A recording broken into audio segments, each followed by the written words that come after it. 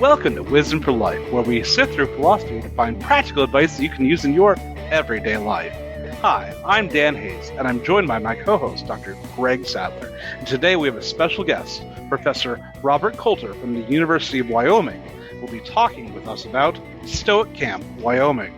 So I'm going to give a little intro, and Rob, you can feel free to add anything that you would like in it. As Dan mentioned, Rob Colter is the chair of the Department of Philosophy and Religious Studies at University of Wyoming, but he's also got a couple other hats that he wears, one of which is founder and director of Stoic Camp, which is what we'll be mostly talking about, but he's also the executive director of the Wyoming Pathways from Prison program and teaches in the program.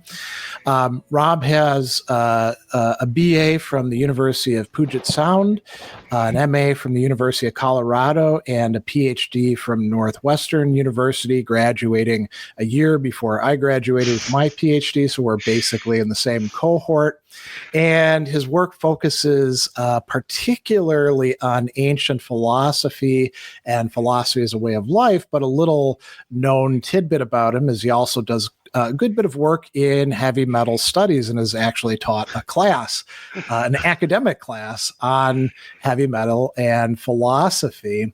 And Rob is a good friend of mine, a colleague, and we've worked together on a number of Stoic projects. He also invited me to Stoic Camp last year, which was a great experience, except for the altitude. But other than that, anything else you want to highlight, Rob? Well, and you also did a guest lecture in my heavy metal philosophy class. Oh, that's right. Yeah. Yeah. So yeah, we've worked on a number of things together. Yeah. I also work in philosophical pedagogy as well. I've got a number of articles there, but it all kind of weaves together in a funny way. That might be something that we'll talk about, is how do you coordinate these things that to a lot of people seem really distant from each other. Sure. You know? Do either of you ever thought of being have yourselves a professor of musical metallurgy? Well, I mean, if we need a donor who will endow the chair of musical metallurgical studies, right? Or something like that. We might get a hard time from the science people if we do that, though. They'll come in and they'll be like, "That's not proper metallurgy." You know?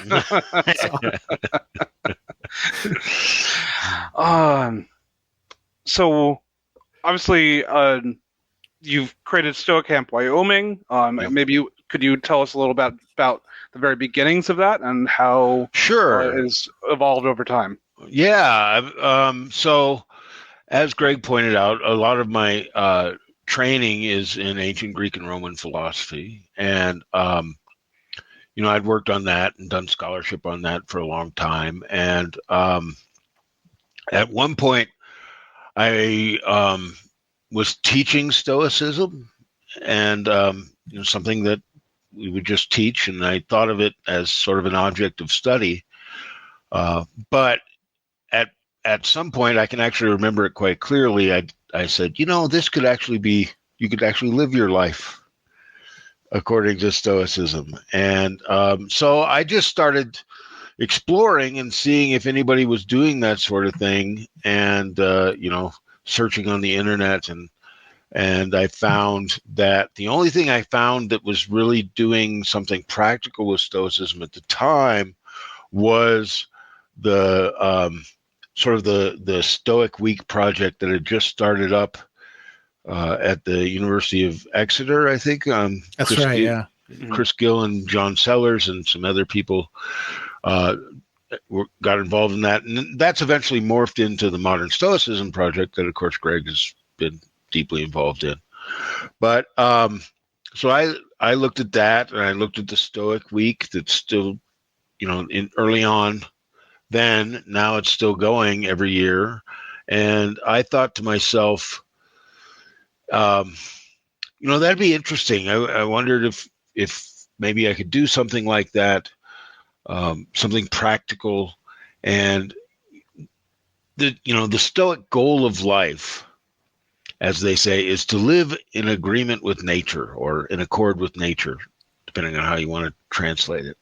And I thought to myself, in Wyoming, one thing we have a lot of is nature, and not not a lot of other things sometimes. But I thought to myself, maybe we could do something really immersive, right? Take some of these ideas about practically living according to Stoic philosophy, and do something really immersive. And so I looked and try to find a place where maybe we could just go up into the mountains of Wyoming and try to live in agreement with nature in this philosophical way. And so I found a place outside of Laramie, Wyoming, where the university is, and we've been doing it ever since.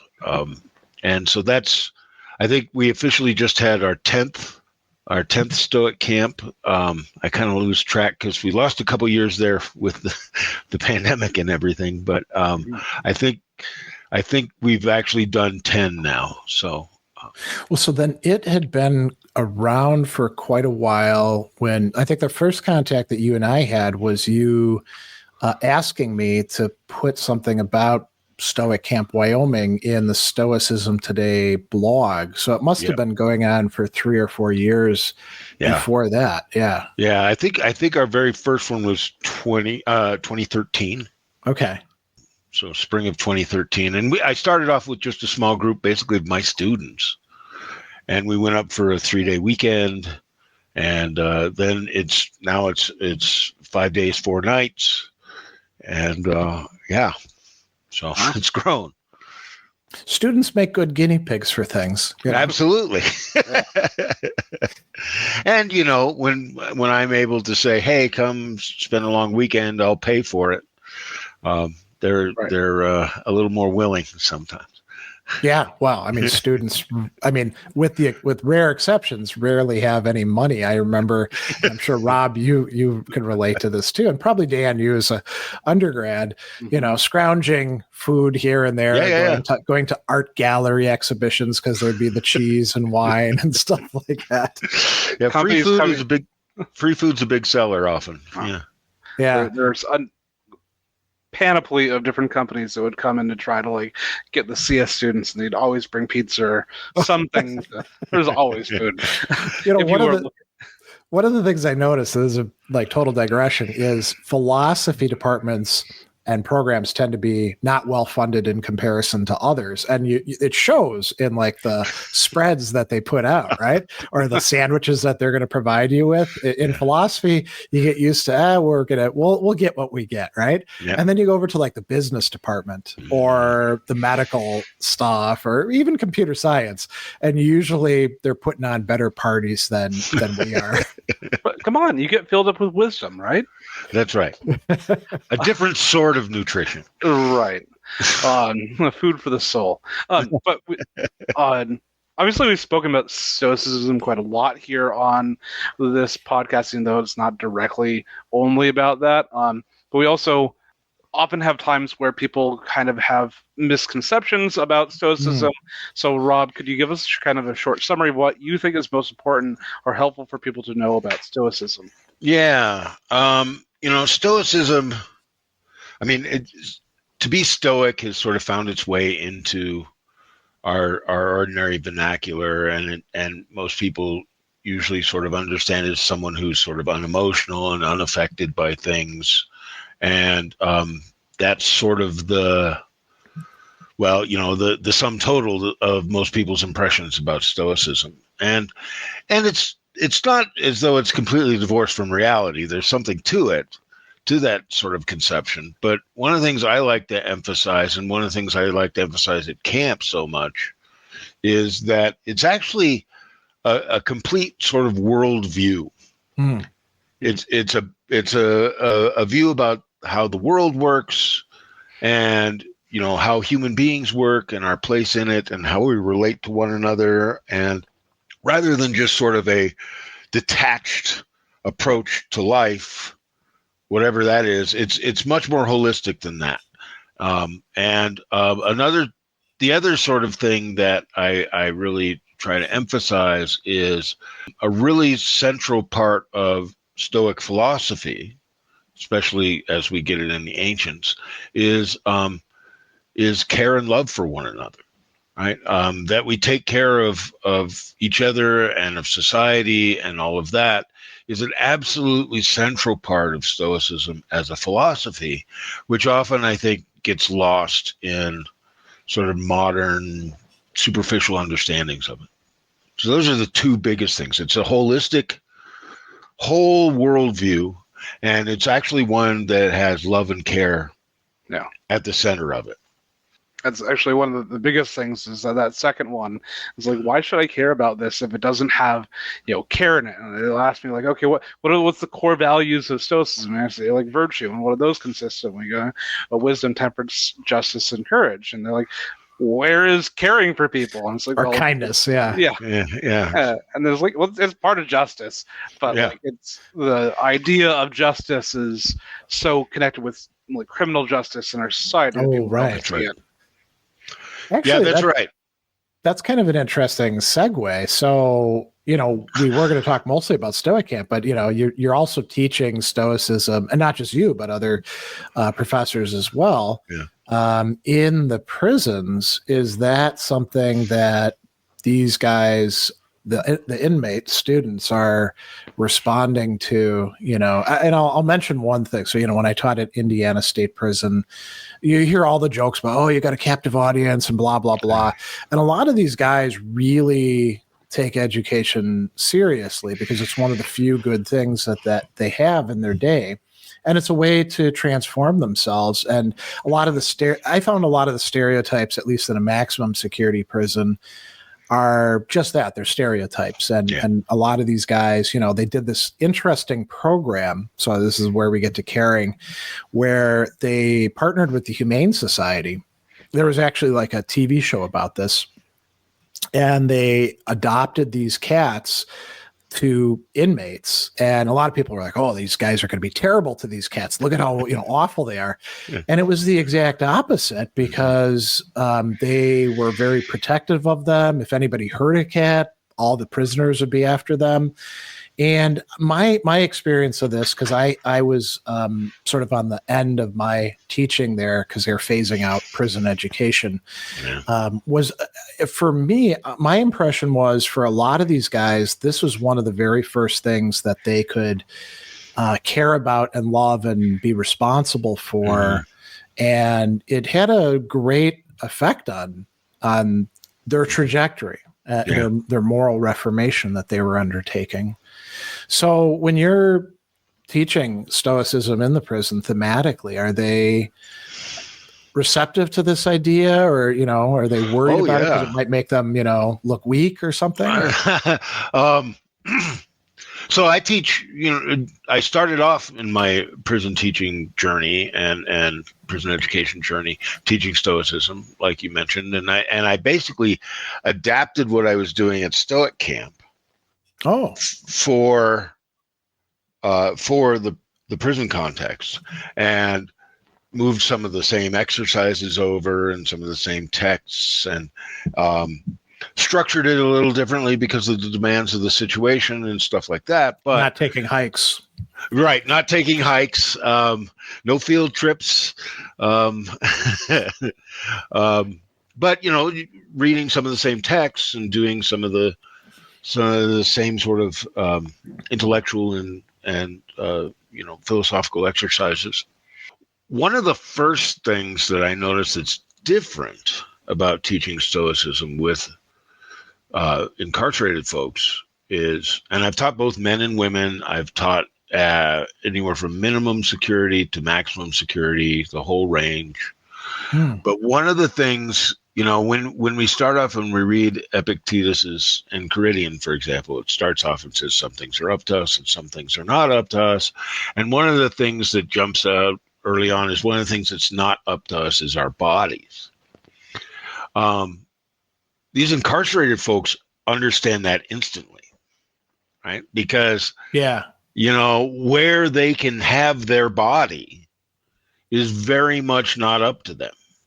Whereas, like, on an ordinary university campus, ask a 19-year-old dude whether or not his body is up to him. And, of course, they're invincible, and we all probably were at that age, but these guys have no problem getting that. But one of the things that I've noticed, so now I not only teach that, but I've taught courses on philosophy as a way of life. I've taught courses on ancient philosophy more broadly, and I also administer the whole prison education program here in Wyoming. And they're working on getting 4-year bachelor's degrees from the University of Wyoming. But what I see is the way we structured it is in these cohorts, right? So it's the same group of students. So right now we have one women's cohort and one men's cohort. Started off at 20. There's been some attrition. But they move through all the courses together. Okay. So they're in all the same courses, all at the same time. And it's allowed them and encouraged them to build that into a community. A community within the prison. So it's a community of people who are invested in their education, in their improvement, in their moral transformation, I think, as you put it, Greg. Yeah. And they're doing it together, and they support each other, and they've been really good, not perfect, but really good about leaving what we think of as, prison politics out of the classroom and out of these situations. They study together. People who wouldn't ordinarily have anything to do with one another inside work on group projects together. They're all really invested in each other's success, some more than others, like in any group, but it's really kind of fascinating to watch and to see. I was just talking to one of the education staff at one of the prisons today, and we were just talking about, he works in the men's medium security prison where our cohort is, and we were just talking about the transformation we've seen in some of these guys, right? Some of these guys who've gone from being like complete hard asses, I don't know why I'm doing this, to being completely invested in everybody's success around them, and it's fascinating to watch. And really great. And I think it's I think getting Stoicism in fairly early, I think, was actually kind of part of that. Do they, because you mentioned that now you've got, Stoicism plus, you've got all these other things. Yeah. Do they gravitate more towards Stoicism than some of the other ancient philosophies or other things that you're teaching them? So like I said, I did this philosophy as a way of life course, and Stoicism was part of that. But I also had in there, we did existentialism. Okay. We did a sort of philosophical version of Christianity. We did, what else did we do?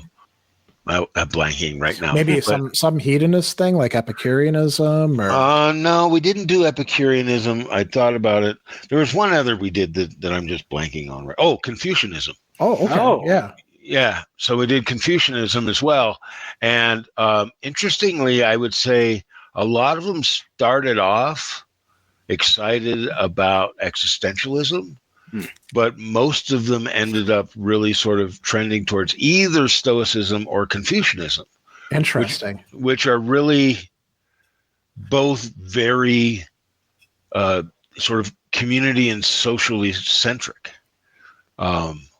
Which, as opposed to existentialism, for example, or a sort of a contemplative version of Christianity, which tends to be a little monkish. So I found that really interesting too. It was kind of split, I'd say, between the Stoic, but they all were just like fascinated about this idea of, sort of the guiding theme is that Socratic theme of the unexamined life isn't worth living for a human being. And so here's some ways that people have tried to live an examined life, and looking at classic texts and ideas and stuff. And so that was a fun class to do with them. Is that early in the curriculum for this? Yeah, program? that was for the men's group. It was in their first semester, I think. Yeah. And it was a course I'd been doing on campus as a sort of first year seminar. Mm-hmm. Okay. And so it sort of fit into that, like first college experience, learning about research and what engaging in college level discussions is, and college level writing and things like that. So Yeah. Yeah, I remember, and Dan, you and Rob, you can chime in about this as well as an undergrad, right? You would have some classes kind of like that.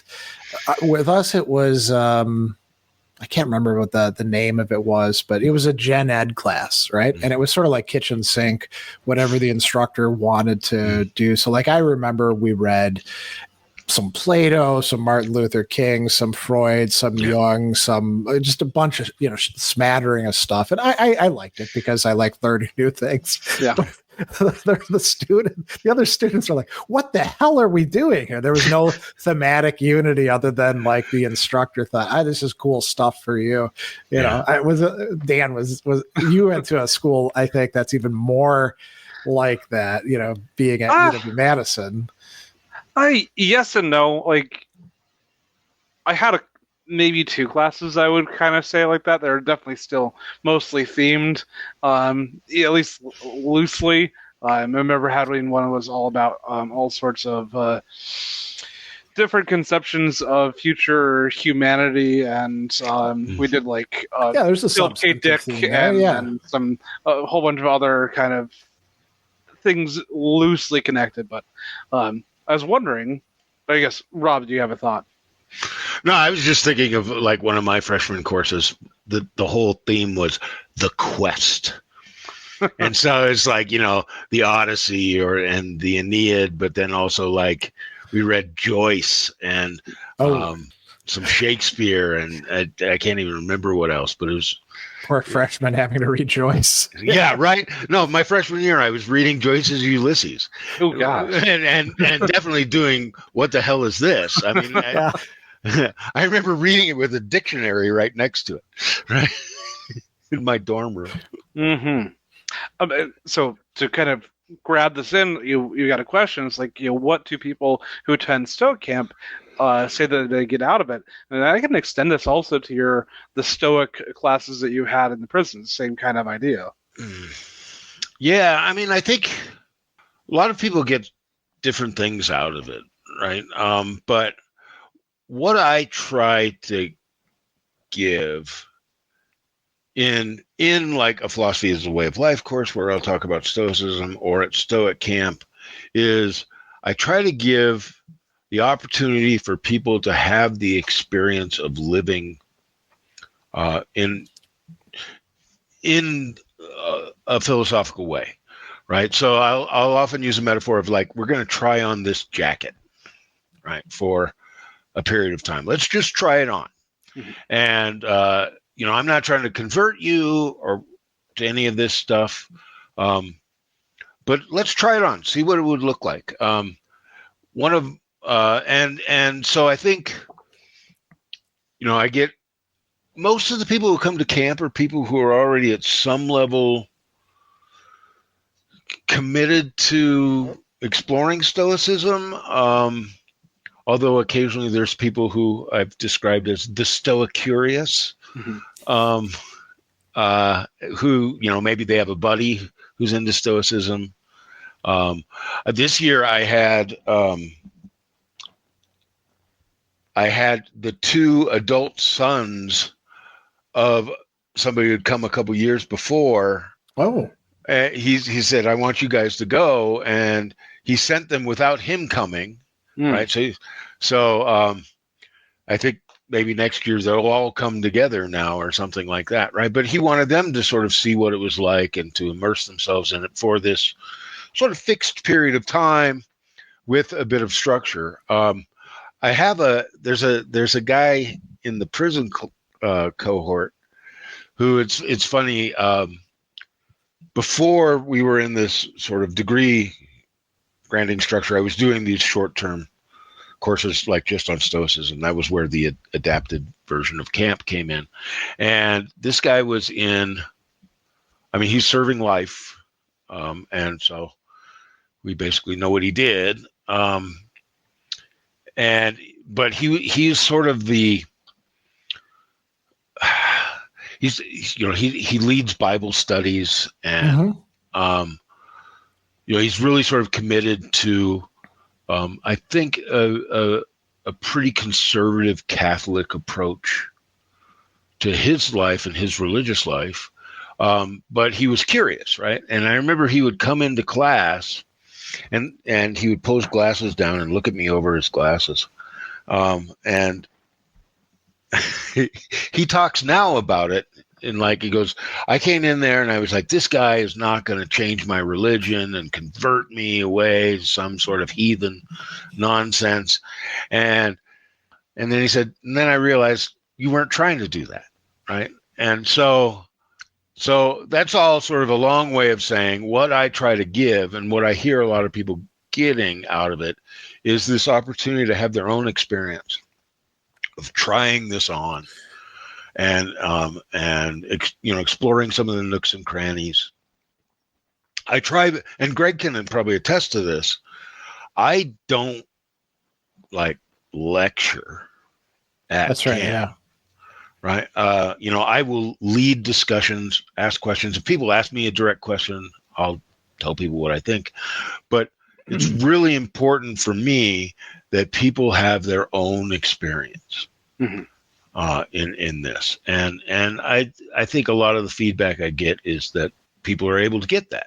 And so they can come, try to come to terms at some level with Stoicism or with any of these other philosophies of life through their own lens. So kind of a follow-up question. Sure. Can having people who are unfamiliar or skeptical of Stoicism at Stoic Camp be a benefit? Yeah, I think so. Well, the year Greg came, for example, there's me, there's Greg, there's my son helps out, and he's got a master's degree in philosophy, and he wrote his thesis on Stoicism. He even talked at Stoicon a couple years ago, I think. 2 years ago, yeah. Yeah. There's a math professor from the University of Wyoming who comes, who's, really, he's read almost as much about Stoicism as I have. And he's really good at the technical parts, as you might imagine.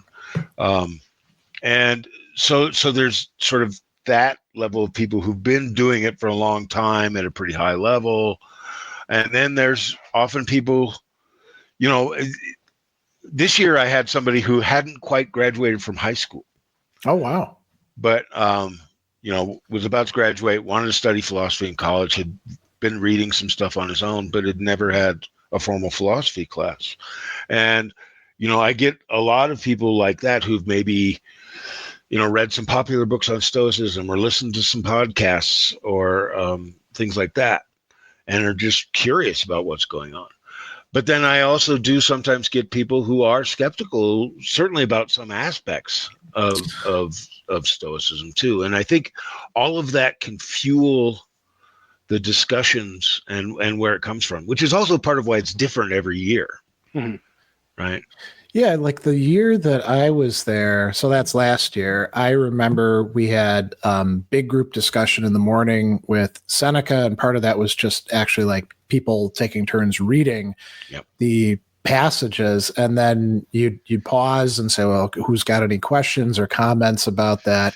And, people would have introduced themselves. I'm really interested in Stoicism, but they could also be skeptical. They could be like, what the hell is this stuff that Seneca's talking about? Yeah. And then, in the afternoons, we would do the Marcus Aurelius meditations thing, same deal, but with smaller groups. And then you and I circulated around to them. And I think quite a few of the questions that I fielded were, what the hell is he talking about here? Yeah. This doesn't make any sense. Yeah.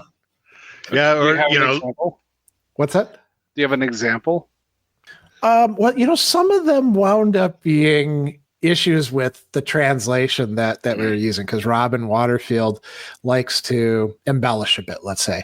But one that actually that stuck out to me that I'm going to do some writing about down the line was, it wasn't so much directly derived from the text, but it represented a very, very common thing, I think, among students, which was a fear about making judgments being an indication that you're being judgmental, right? Mm-hmm. So I think there was like a passage where Marcus had talked about judgment, and I guess that raised a red flag or alarm bells with a couple of and it was all students in this group. And they were like, well, isn't he talking about being judgy? And I was like, oh, well, there's a big difference between making judgments, which you absolutely have to do, because if you don't, you can't even survive a day. And then being judgmental or being judgy.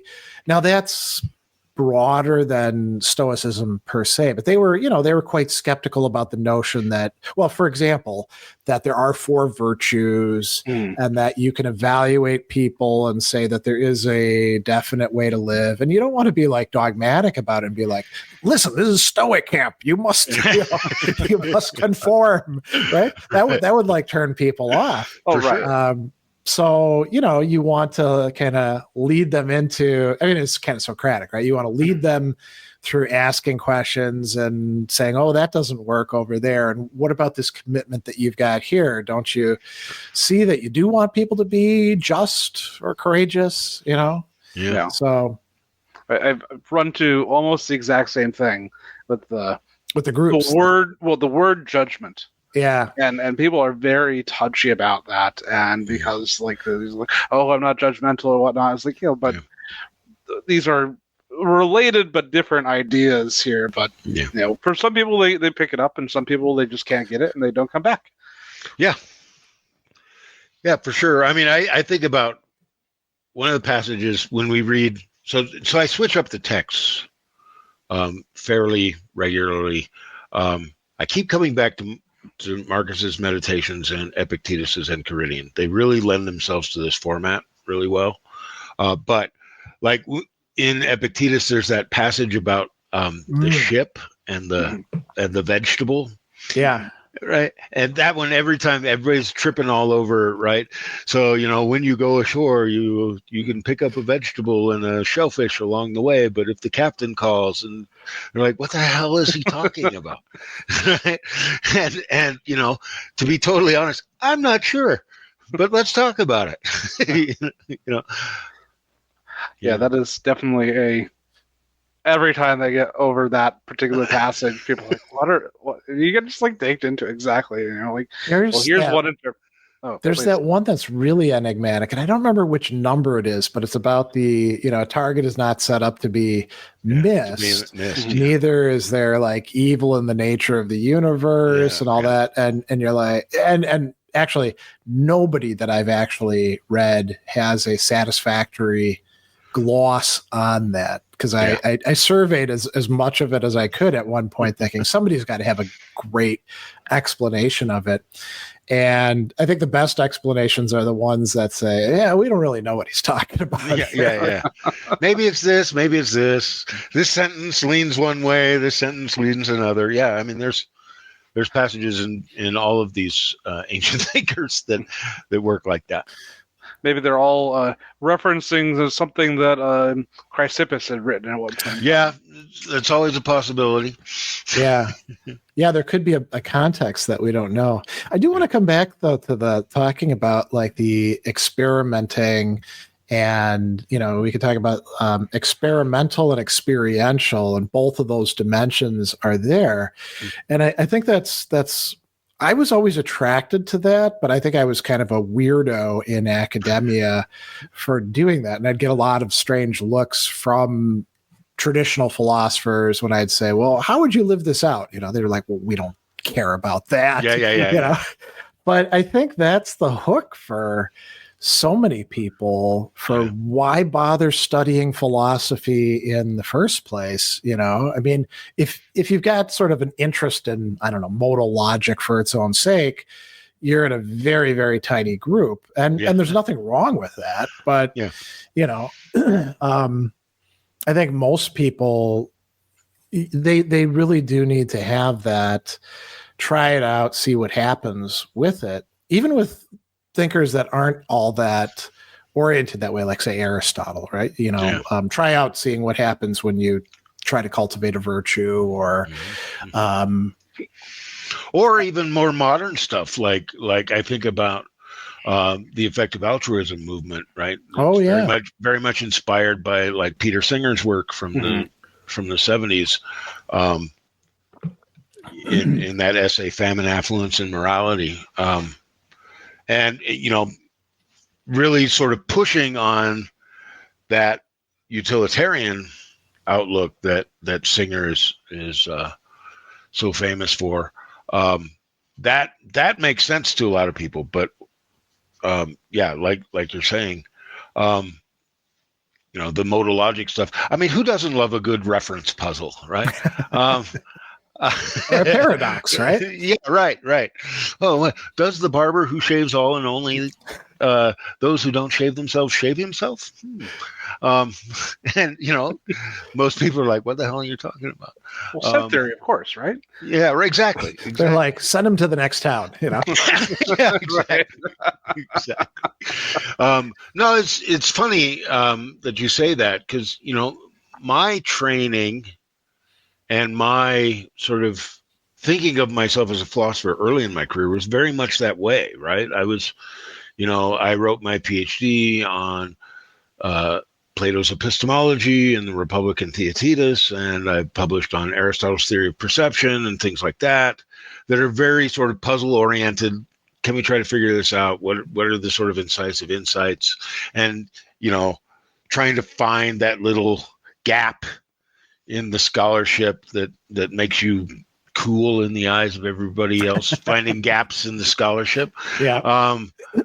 And when I started thinking about this much more practical approach, I remember I went to the head of the department at the time, and I said, I've got this idea about this camp that I want to maybe do some of that, maybe we can go do this immersive thing, and we'll go hide out in the woods and we'll read Marcus Aurelius. And she looked at me and she goes, "That's the stupidest effing idea I've ever heard, but try it if you want." Right? Oh, well, that's nice. Yeah.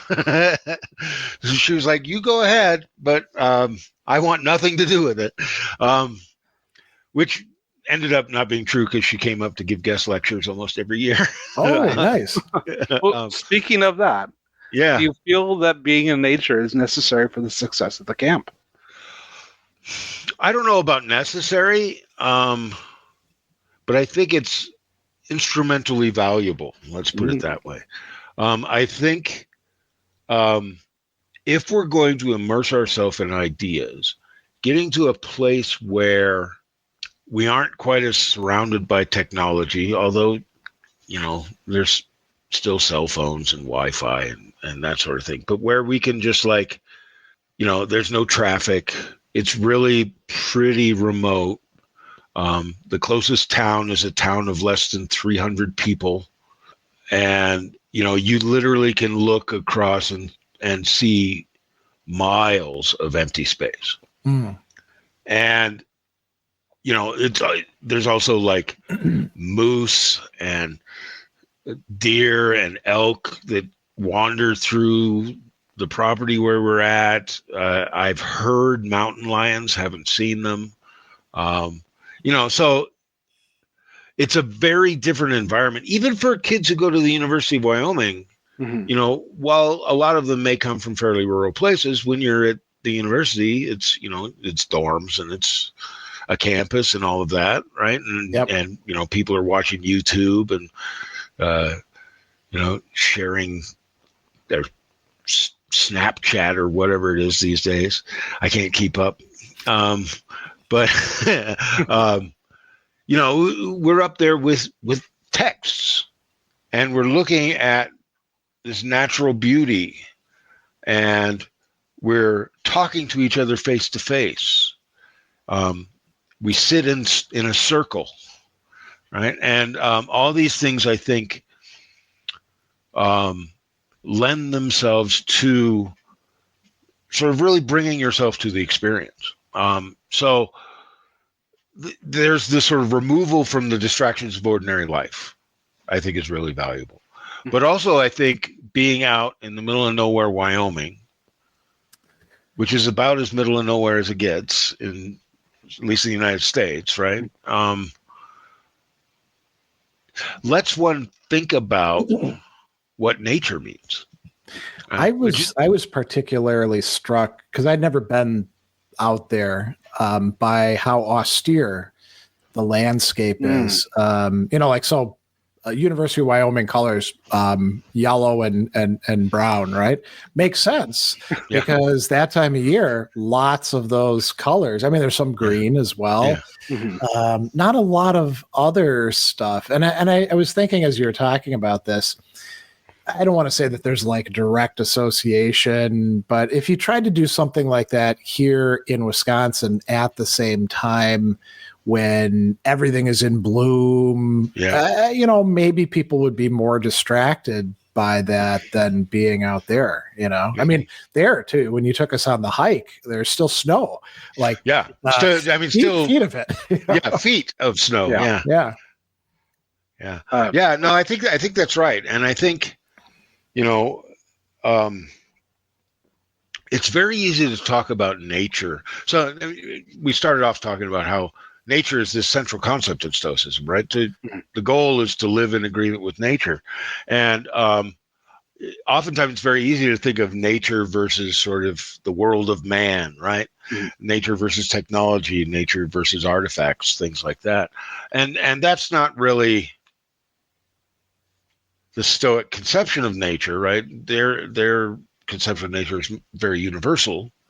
But I think being confronted with that sort of austerity, as Greg put it, is also, I think, valuable in sort of getting us to confront some of these ideas, which I think is another reason why I think it's useful to do it in the way that we do it. But I don't think it's necessary. I mean, I know my friend Massimo Paolucci does a Stoic Camp, which he readily admits he stole the idea from me. Yeah.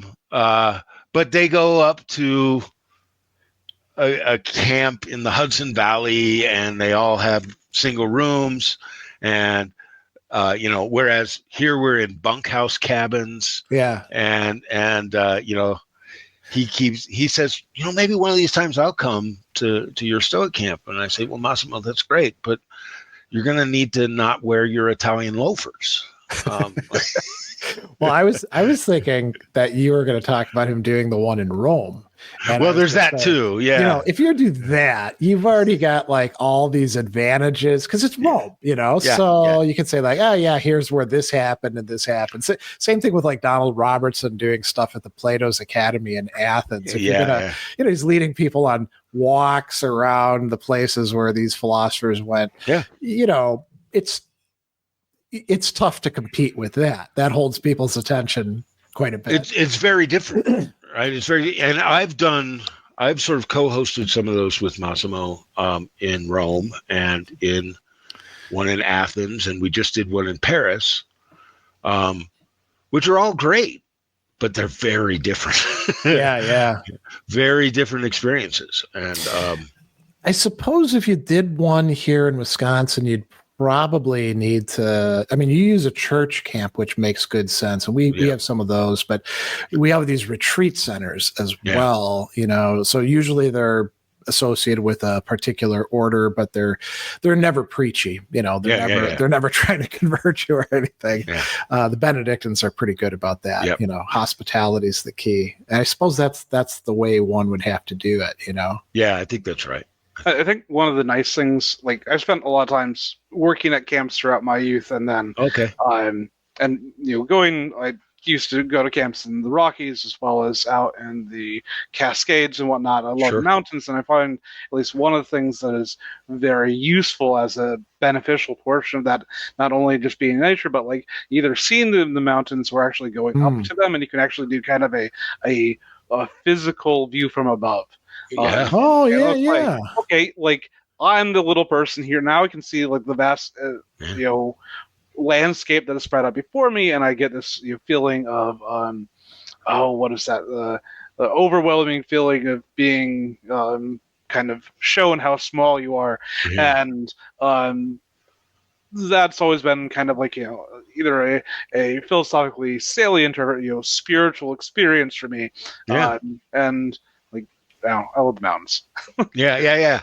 No, I think that's right. And where we have our camp is sort of at the base of the snowy range of the Rocky Mountains, and the main highway that goes over that section is one that's closed like 8 months out of the year. Mm-hmm. Right? I mean, it closes basically at first snow, and then it opens up usually by Memorial Day. But so when Greg came, it wasn't open. Mm-hmm. Right. And in this last year, for the first time at my camp, it was open. Oh. And so we were able to go up to, we were up at 11,000 feet before we even climbed a mountain. Right. The road goes up that high. So, yeah, we got the experience of that sort of awe that you get, that's hard to replicate. Yeah. In other contexts. Yes, I suppose. I mean, like looking at the ocean, for example. Sure. You'd say, oh, you take that in, but I don't think it's the same kind of. Maybe I have to take that back. Maybe it is the same kind of awe, but since the object is so different, there's a different modality to it. You can't substitute the ocean for mountains, or I don't know what else would you. I mean, Lake Michigan is great, but it's not an ocean, Yeah. Maybe an ocean at like a giant gale or a massive storm coming off, and that makes me feel its grandeur and power a little bit more. Yeah. Yeah. Well, you could go up to Lake Superior to get that, right? Yeah.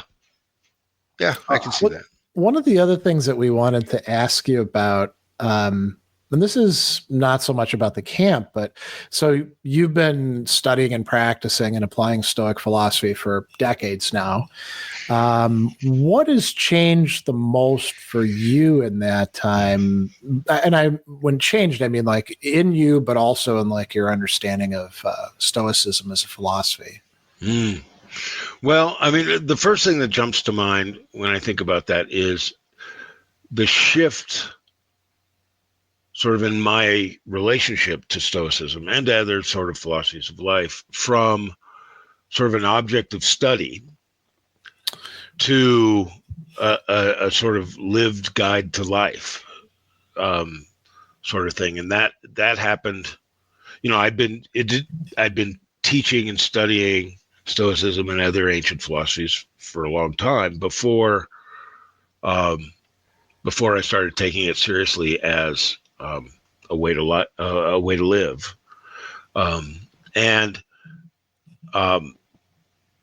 so that's one big difference. I know that I remember thinking various times studying it, like in grad school or teaching it. It's like, this is sort of historically important, but it's kind of this like warmed over Dr. Phil nonsense. But it wasn't until, I sort of needed, I needed something in my life, right? To really sort of structure, going through some midlife crisis kind of things, right? But like I think a lot of people who first encounter Stoicism or other philosophies of life, it starts off as sort of a coping mechanism. But then over the years, it's morphed into, well, it's still a coping mechanism. It's still a structure in which I cope with life, Mm-hmm. to a much more of a sort of forward thinking approach to how I relate to the world, if that distinction makes any difference, right? Rather than sort of a Coping way would of be reacting. yeah, exactly. Instead of a way of reacting or keeping myself from overreacting or reacting badly, it's become a much more proactive, forward moving kind of way that I see the world anymore. And I think of myself, broadly speaking, as a Stoic mostly. Mm-hmm. But if I'm really pushed, I think of myself more as a Socratic. Okay. And that's because there's some stuff, there are some ideas in Stoicism that I'm not sure are right. And that seems to be perfectly compatible with the Socratic approach. One of my favorite bits from Socrates comes from the dialogue Crito, where Crito's trying to get him to escape from prison after he's been sentenced. And Socrates says to him, he goes, "Look, Crito, my oldest friend, I've always been the kind of guy who listens to the argument that seems best to me upon reflection. So if you've got something new to say," I mean, I'm paraphrasing a bit here, right? But if you've got something new to say, let's talk about it. Otherwise, why don't we go with what's worked so far? Unless we have some reason to rethink that. And so I try to take that approach. So with Stoicism, there's some stuff that I'm not 100% sure about, but seems to work pretty good. So I'll go with it for now. It's one of the reasons why I love Marcus Aurelius, because a number of times this goes either it be Providence or Adams, or if I ever find you ever show me something that is better than virtue for living a well-rounded life, then go do that. Let's go do that. But until then, this works for me, and I'm not going to throw out what's working at the moment. Yeah, I guess. Well, not just at the moment, over a pretty long haul. Right. There's kind of a recognition there of our limitations. Mm-hmm. I think a lot of people love to think in the abstract, and they're like, well, unless it's 100% right, and I know that for sure. Yeah. Well, we never get that with anything, or if we do, we're extraordinarily lucky, and or it's over something trivial, right? Right. This is one of the reasons I love philosophy more than something a little bit more dogmatic, like many religions. Because there is that acknowledgement that you can be wrong and that we can move forward, we can have more discussions, and if we can find something better, then let's move to that. Does that work better?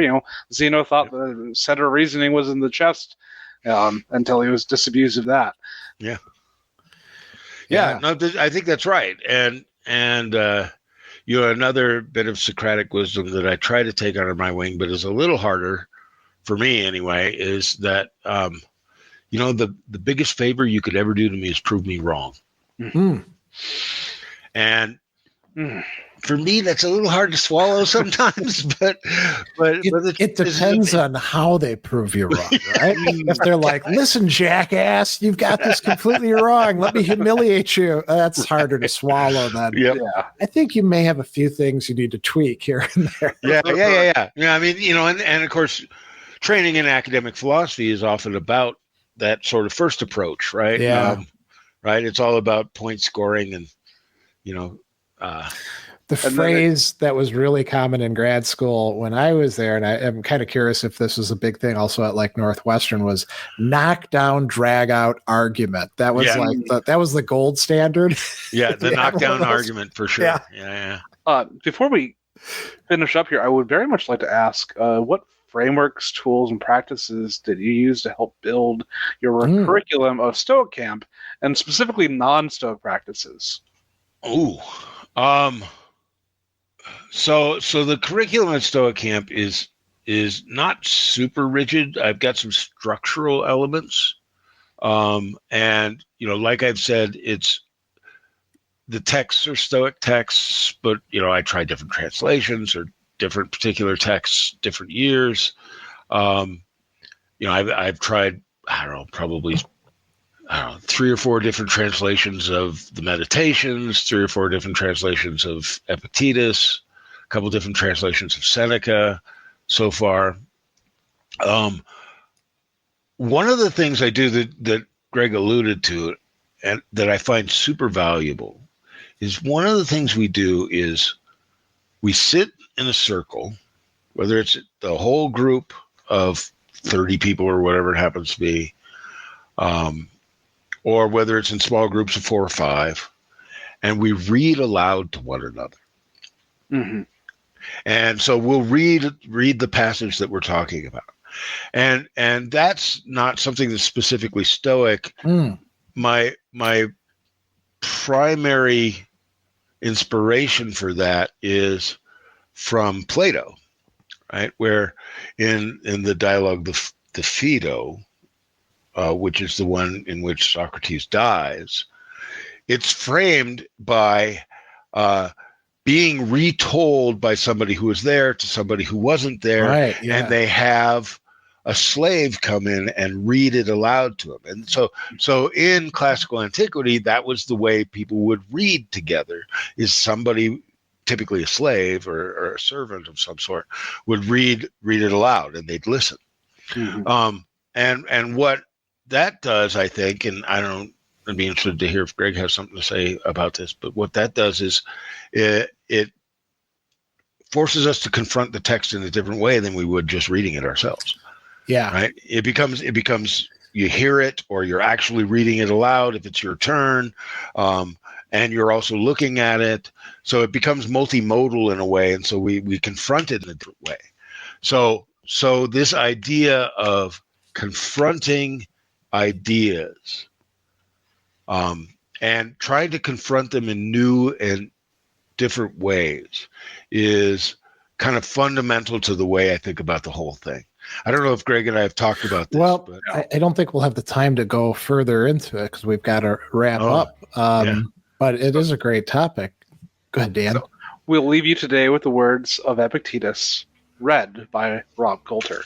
Oh, okay, good. So this is a bit from chapter 29 of Epictetus' Enchiridion. You want to win an Olympic victory? I do too, by the gods, since that is a fine thing. But consider what leads up to it and what follows it, and undertake the action in the light of that. You must be disciplined, keep a strict diet, stay away from cakes, train according to strict routine at a fixed time in heat and in cold, not drink cold water, not drink wine when you feel like it, and in general you must have turned yourself over to your trainer as to a doctor. And then in the contest, dig in. Sometimes dislocate your hand, twist your ankle, swallow a lot of sand, sometimes be whipped, and after all that, lose. Think about that, and then undertake training if you want to.